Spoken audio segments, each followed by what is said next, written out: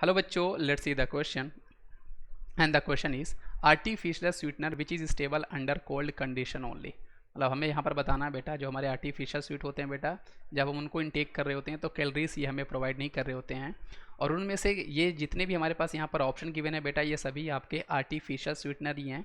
इसमें से ऐसा कौन सा आर्टिफिशियल स्वीटनर है जो कि हमारा क्या होता है बेटा, कोल्ड कंडीशन में ही केवल स्टेबल होता है? तो उसका सही जवाब हमारे पास ऑप्शन नंबर सी है, स्पार्टेम।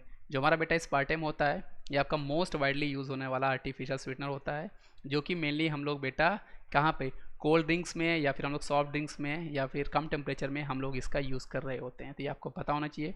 साथ साथ जैसे मैं आपको बताऊँ बेटा, ये आपका जो सुक्रोलोज है, जो कि आपका ऑलमोस्ट 600 टाइम्स ज़्यादा स्वीट होता है हमारे नेचुरल शुगर से। ये जो होता है बेटा, ये एक्चुअल में रूम टेम्परेचर पे ये आपका स्टेबल होता है। ये कोल्ड के साथ साथ बेटा रूम पे ही भी आपका स्टेबल होता है, कुकिंग टेम्परेचर पे भी आपका स्टेबल होता है। और ये हमारा ट्राई क्लोरो डेरिवेटिव ऑफ आपका सुक्रोज का हुआ करता है। एलिटेमे जो होता है बेटा, ये हमारा मोस्ट मतलब सबसे ज़्यादा स्वीटेस्ट आपका आर्टिफिशियल स्वीटनर होता है। ये आप ध्यान रख सकते हो, ऑलमोस्ट 200 टाइम्स ये हमारा ज़्यादा स्वीट होता है एज़ कम्पेयर टू हमारे नेचुरल केन शुगर से। तो आई होप आपको ये समझ में आएगा बेटा। इसमें से जितने भी हमारे पास आर्टिफिशियल स्वीटनर गिवन है, हमारे जो स्पार्टे में होता है बेटा, यही एक ऐसा होता है जो आपका केवल कोल्ड कंडीशन में ही स्टेबल होता है। बाकी हमारे बेटा कोल्ड के साथ साथ रूम टेम्परेचर और कुकिंग टेम्परेचर पे भी स्टेबल होते हैं। तो आई होप आपको ये समझ में आएगा बच्चों। Thank you.